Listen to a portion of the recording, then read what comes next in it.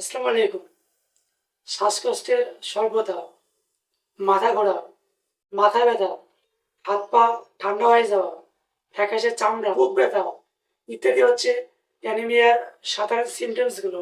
Anaemia রক্তে লোহিত রক্তকণিকার পরিমাণ স্বাভাবিকের চেয়ে কমে গেলে শরীরে রক্তাল্পতা অর্থাৎ অ্যানিমিয়া রোগটি দেখা দেয়। ব্যক্তি বিশেষে আলাদা হলেও স্বাভাবিকভাবে রক্তে লোহিত রক্তকণিকার পরিমাণ একজন পুরুষের ক্ষেত্রে 13.8 থেকে 17.2 গ্রাম বা ডেসিলিটার, একজন মহিলার ক্ষেত্রে 12.1 থেকে 17.1 গ্রাম বা ডেসিলিটার রক্তকণিকার পরিমাণ থাকে।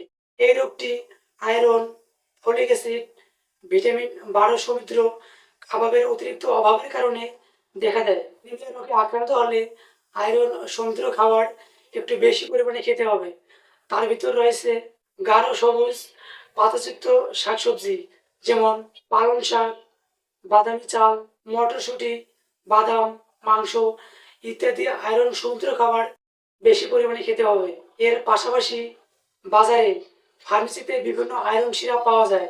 তার মধ্যে এসপার, হেমোডেন এবং ফেরোকিট সিরাপটি একজন চিকিৎসকের পরামর্শ নিয়ে আপনি সেবন করতে পারেন।